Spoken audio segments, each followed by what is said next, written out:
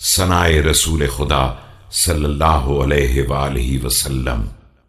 وأشهد أن محمدا عبده ورسوله ابتعثه والناس يضربون في غمرة ويموجون في حيرة قد قادتهم أزمة الحين واستقلقت على أفئدتهم أقفال الرين۔ اور میں گواہی دیتا ہوں کہ محمد صلی اللہ علیہ وآلہ وسلم اس کے بندے اور رسول ہیں۔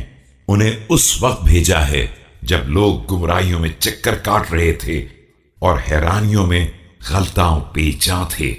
ہلاکت کی مہاریں انہیں کھینچ رہی تھیں اور کدورت و زنگ کے تالے ان کے دلوں پر پڑے ہوئے تھے۔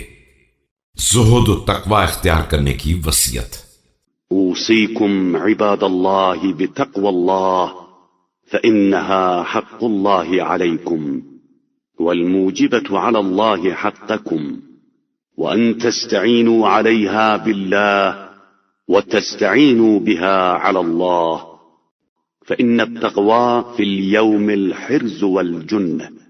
بندگان خدا، میں تمہیں تقوی الہی کی نصیحت کرتا ہوں کہ یہ تمہارے اوپر اللہ کا حق ہے اور اس سے تمہارا حق پروردگار پر پیدا ہوتا ہے۔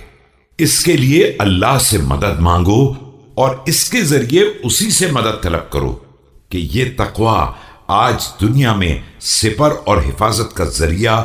وفي غد الطريق إلى الجنة مسلكها واضح وسالكها رابح ومستودعها حافظ لم تبرح عارضة نفسها على الأمم الماضين منكم۔